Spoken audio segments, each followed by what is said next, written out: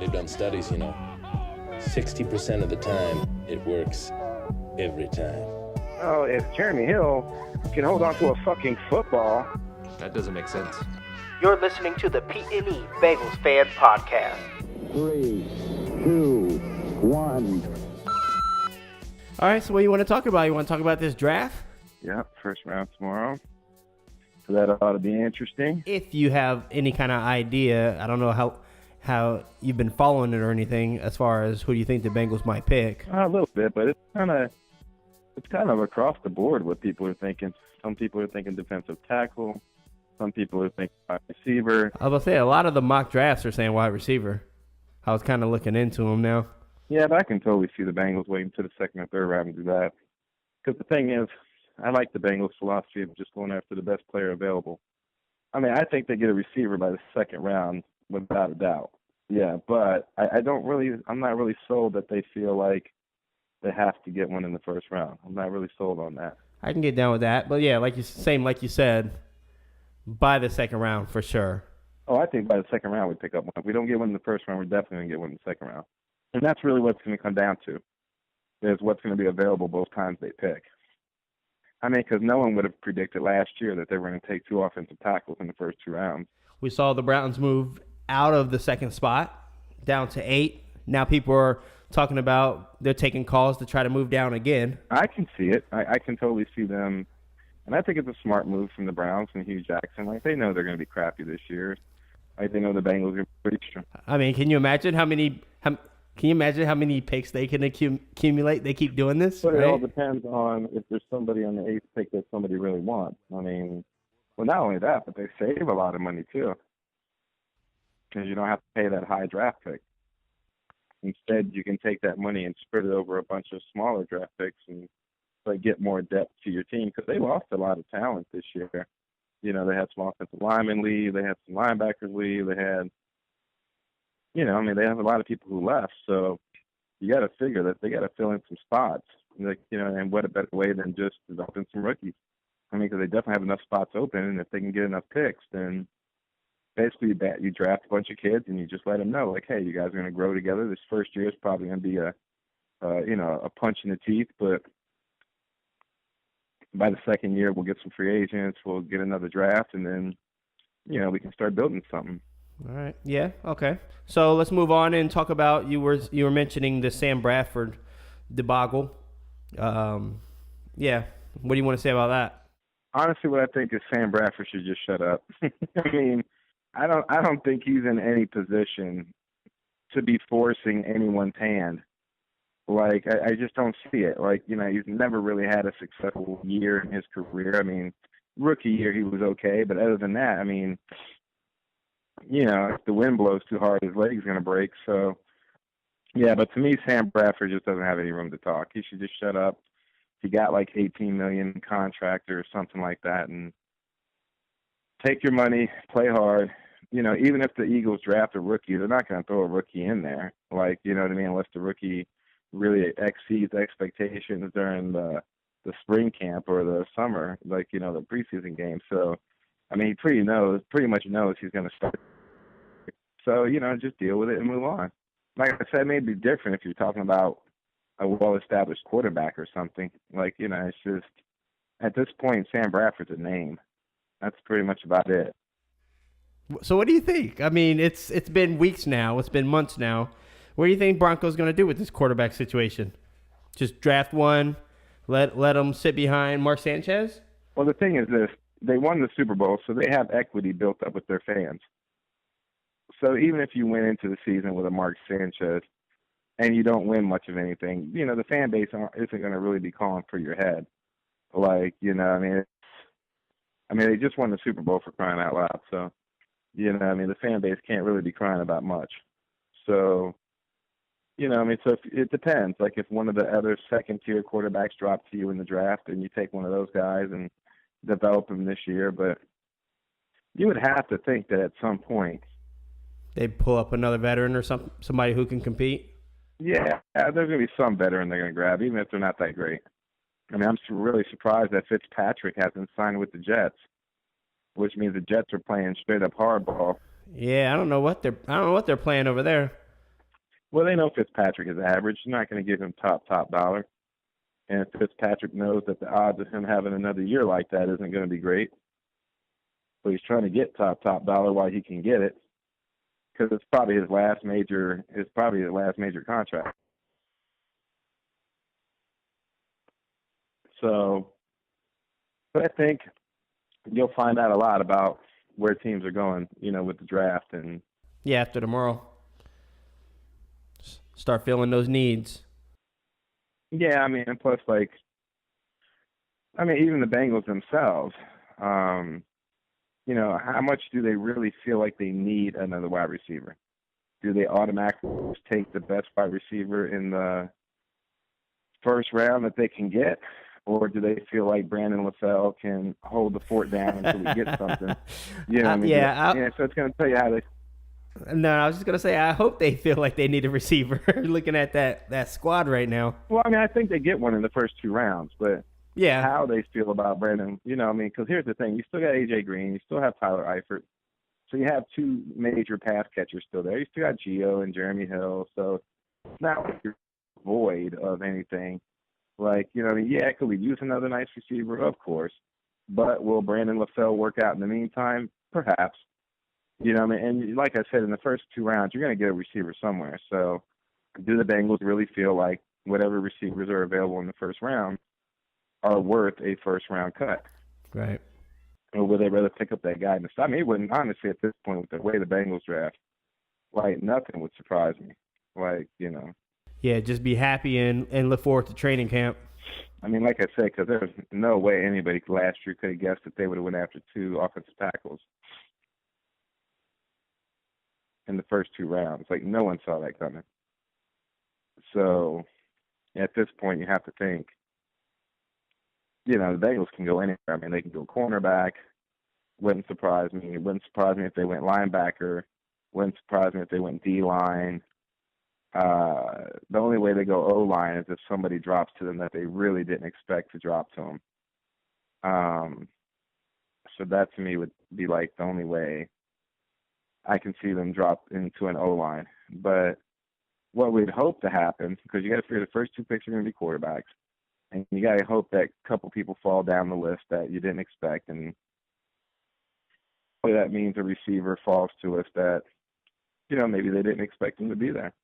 I was going to say, just to bring it back a little bit more Bengals news that we hadn't talked about is it's not that big a deal, but them releasing A.J. Hawk.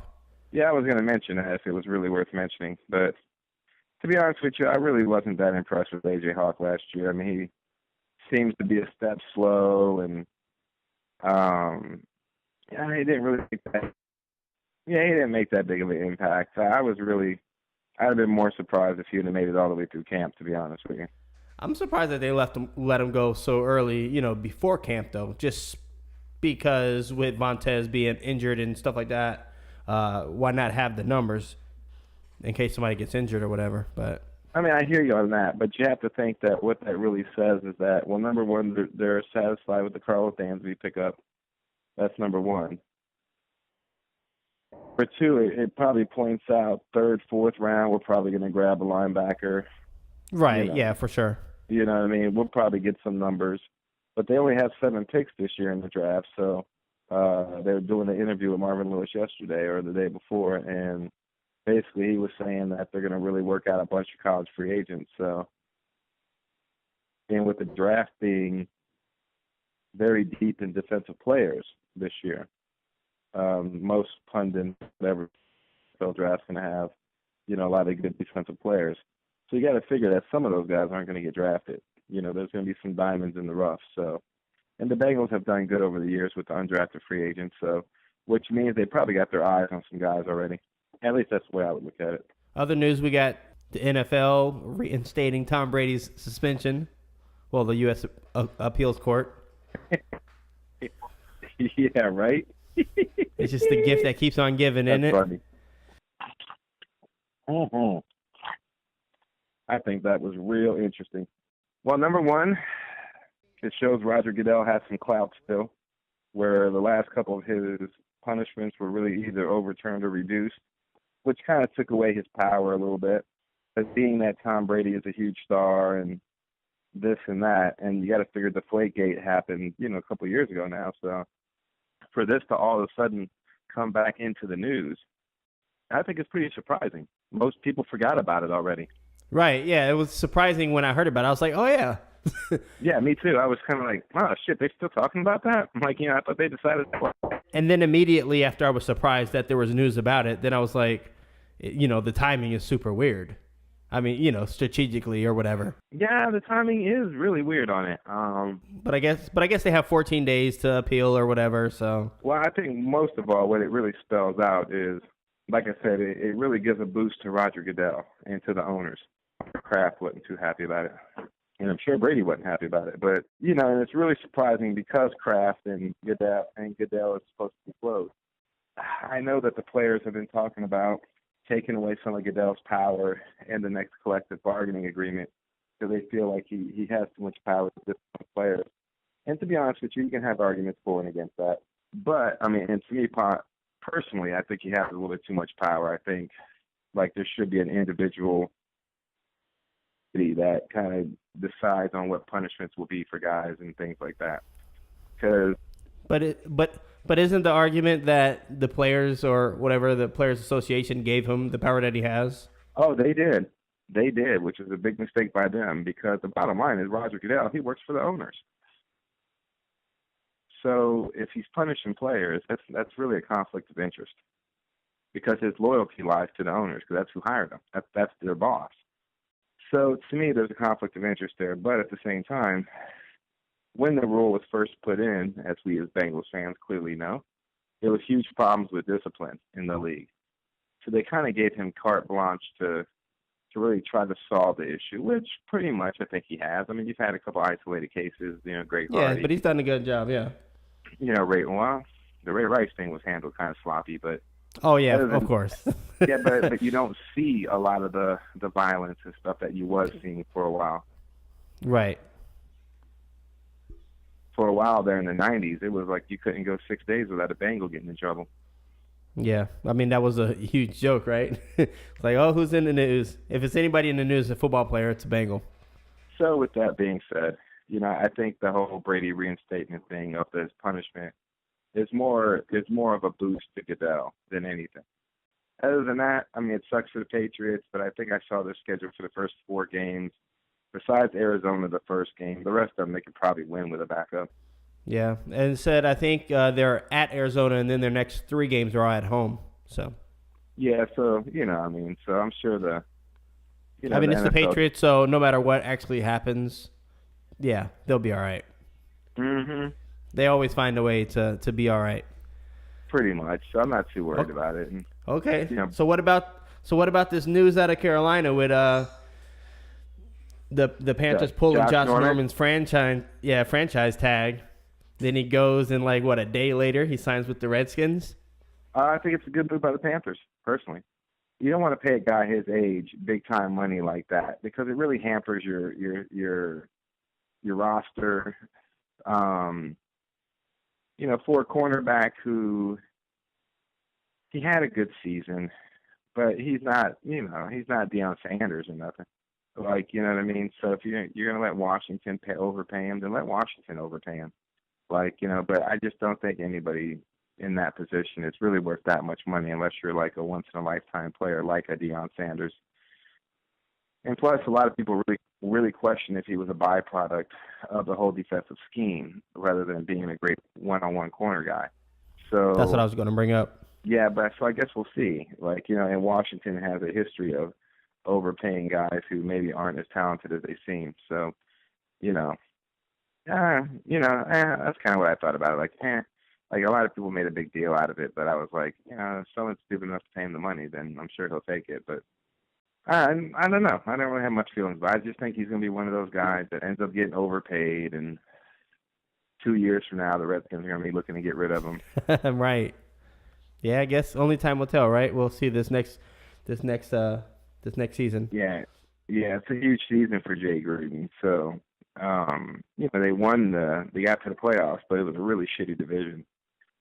So you got to think if somebody else in that division steps up, whether it's, you know, the Cowgirls or the Giants or somebody like that. Like, you know, I mean, can the Redskins really replicate their season last year and have a successful season and win their division? I don't know, because they weren't really that tough. You know, the whole NFC East right now isn't really that beastly. And if Romo can stay healthy for 16 games, which is like saying if I'm going to win the lottery in the next year, you know, the Cowboys can make some noise in that division. They got talent. So, you know, but the big thing with the Cowboys is, can you keep Romo standing upright?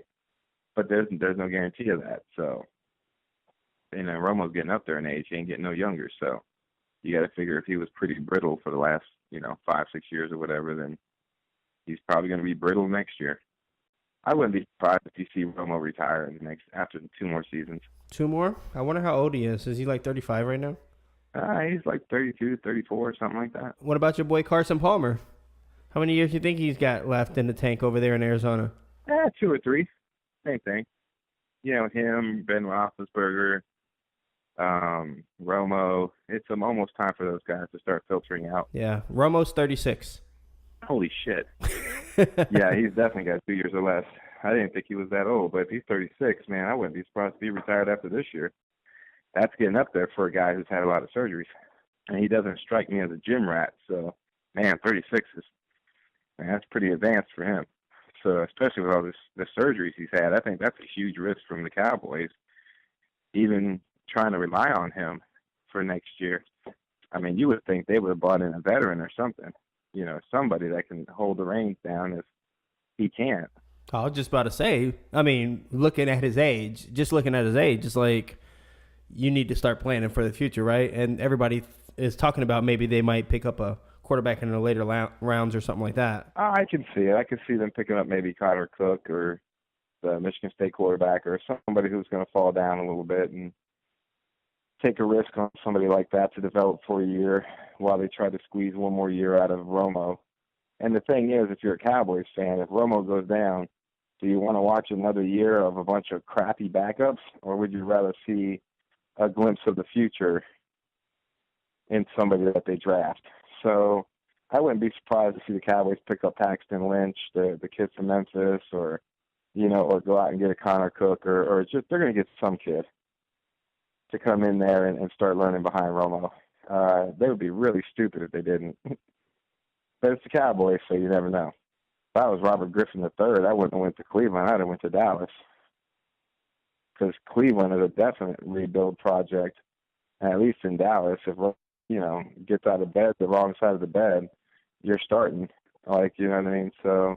Yeah, and you got Des Bryant to throw too, so that can't be too shabby. Thank you. And strong O-line, and you know what I mean? So there's some pieces to work with. But, man, Cleveland, man, I mean, if anything, Robert Griffin is trying to rebuild his career, and I just don't see how you're going to do that in Cleveland unless you show enough this year to really another 3-year contract, and you're around when the Browns can become better. But, man, that's still a head-scratcher. That really shows you how much no interest people had in him.